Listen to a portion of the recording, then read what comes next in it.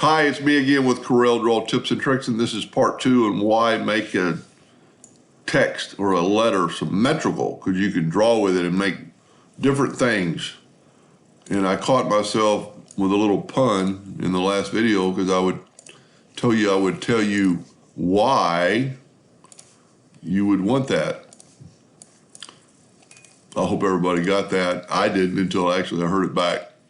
Anyway, we're going to take the Y and put it upside down. Select both of them, hit T.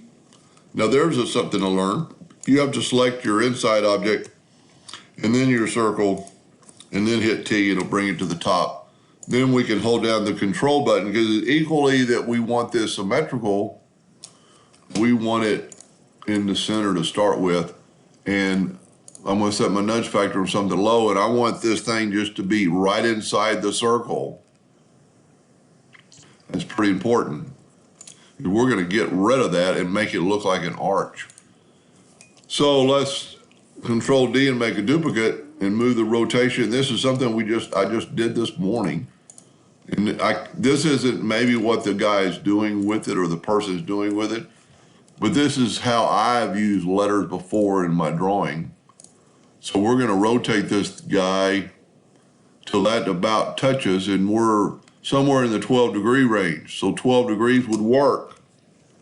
So we're going to take this item, move the rotation to the center because we had a duplicate a while ago. Sometimes if you don't click on that X, you get that. It turns it into the shape tool. Go to Windows, just like we did this morning, or I did. Dockers, transform, rotation, 12 degrees. 12 into 360 is 30, so we only need 29 because we've already got one copy. Select all these and weld them together. In that short a time, you created that. Now, if that's not anything you would want, but there's a lot of things you could do with this. I use numbers and letters to produce shapes all the time.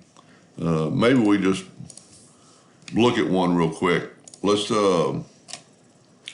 take the letter, make it quite a bit bigger and type out an L, capital L.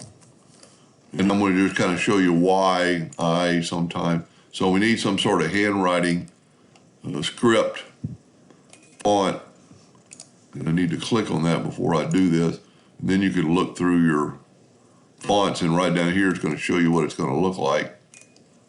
Trying to find a script. That's not the best scenario, but we'll take it. A brush script. And this is how I use it in drawing. This is not a very good one. But turn it into a curve and left click, right click. And this is pretty good.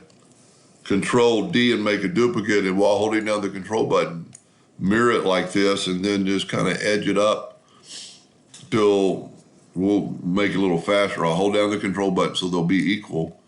And then I'll take these two and I'll weld them together. And I'll rotate it. And you've got a completely different figure.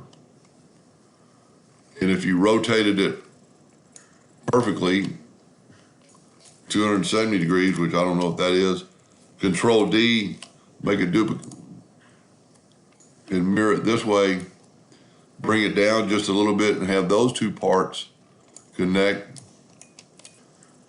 weld that, Control D, rotate it 90 degrees, weld that, and in that short a time you drew maybe a flower. So that's how I use letters in drawing. Hope that helped a little bit. Thank you for watching.